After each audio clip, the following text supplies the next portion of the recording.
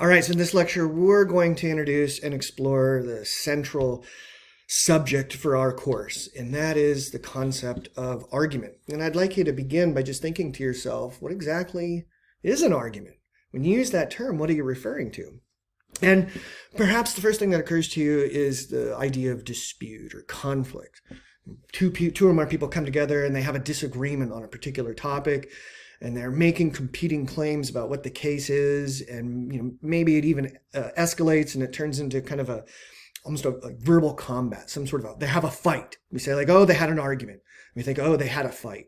And that is certainly one way that we can think of argument as a kind of dispute or conflict or verbal altercation. But that's not exactly the way that we're going to be thinking about argument in our discussions. Instead, we're going to think about argument this way. When we talk about argument, we're talking about a group of statements, okay? And that group of statements is going to have a very particular, those statements that have been grouped together are going to have a very particular relationship with one another. And the relationship is this. One or more of those statements are claimed to provide support for or reasons to believe one of the others is true. Okay, so when we've been talking about statements as being either true or false, and now what we're talking about is these true or false statements being brought into a relationship together, where some of those statements are being offered to us as support for or reasons to believe one of the other statements. Okay, so in an argument, we're going to have two different kinds of statements. We're going to have one statement that is offered as a conclusion or a claim, and this is the statement that we're coming forward with, and we're saying, I've looked at a particular phenomenon, or I've done some research, and I've come to a conclusion about the world and what I think is true about it, and here it is. That's my conclusion. That's my main claim. In an English class, you might talk about this is my thesis statement. Okay, so one kind of statement in an argument is going to be a conclusion, a claim, a thesis. There's going to be other statements in an argument, though, that are going to be premise statements. Okay, and these premise statements sort of serve as the basis for the conclusion that we're offering. Here are the reasons and the evidence that I have that lead me to this particular conclusion. So my premise statements are the statements in the argument that are providing reasons for accepting my conclusion statement as true.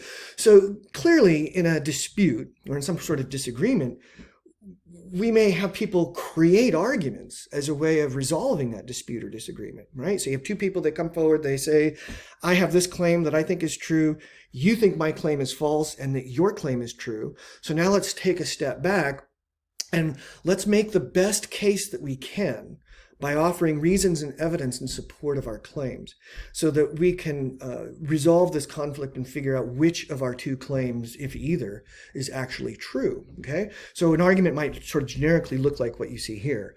I have a statement about the world that I've determined is true. That's my conclusion. And here's why I believe it is a true statement. Here are my supporting reasons. Here are what we're going to call our premises, okay? So basically an argument looks like this. We have this conclusion statement and we're saying this conclusion statement is true, and it's true because these premise statements that I'm offering you are also true. Okay, so you might look at an example like this.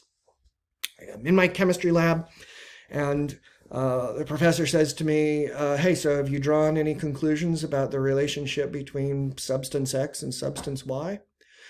And I say, yes, as a matter of fact, I have. I have drawn the conclusion that substance X is toxic to substance Y because every time I've applied substance X to life form Y dies.